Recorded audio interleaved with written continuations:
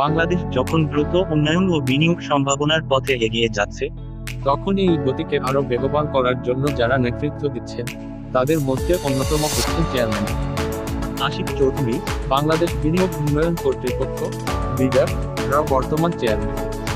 একজন দক্ষ প্রশাসক ও নীতি নির্ধারক হিসেবে আশিক চৌধুরী দীর্ঘদিন ধরে সরকারের বিভিন্ন গুরুত্বপূর্ণ পদে দায়িত্ব পালন করেছেন। তার রয়েছে নীতিগত বিশ্লেষণ, কৌশলগত পরিকল্পনা ও বাস্তবভিত্তিক সিদ্ধান্ত গ্রহণের বিরল ক্ষমতা।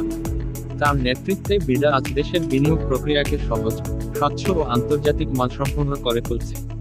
তার সাম্প্রতিক এক বক্তৃতায় তিনি বলেন, বাংলাদেশ এখন একটি পরিবর্তনের দ্বারপ্রান্তে দাঁড়িয়ে আছে। আমাদের লক্ষ্য খুবই স্পষ্ট, 2035 সালের মধ্যে বাংলাদেশকে একটি আঞ্চলিক উৎপাদন ও রপ্তানি কেন্দ্র হিসেবে গড়ে তোলা। এই লক্ষ্য অর্জনের জন্য আমরা দীর্ঘমেয়াদী নীতি ও রোডম্যাপ অনুযায়ী অগ্রসর হচ্ছি। তিনি জানান, বিডা ও বেজা এখন যৌথভাবে কাজ করছে যাতে বিনিয়োগকারীদের জন্য ওয়ান স্টপ সার্ভিস বা এক দরজার সেবা বাস্তবায়ন করা যায়।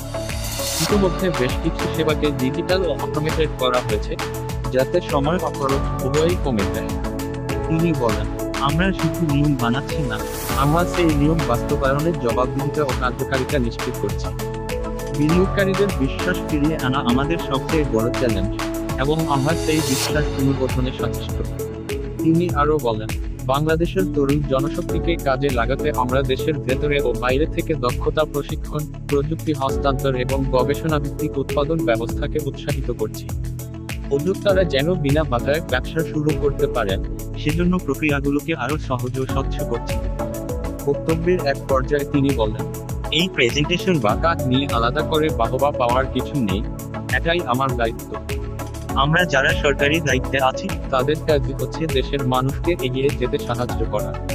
তিনি দৃঢ়কণ্ঠে উচ্চারণ করেন, আমরা সবাই যদি একসাথে কাজ করি, সরকার, বেসরকারি খাত, বিনিয়োগকারী ও তরুণ সমাজ, তাহলে বাংলাদেশকে উন্নত রাষ্ট্রে পরিণত করা শুধু সম্ভব নয়, সময়ের ব্যাপার মাত্র।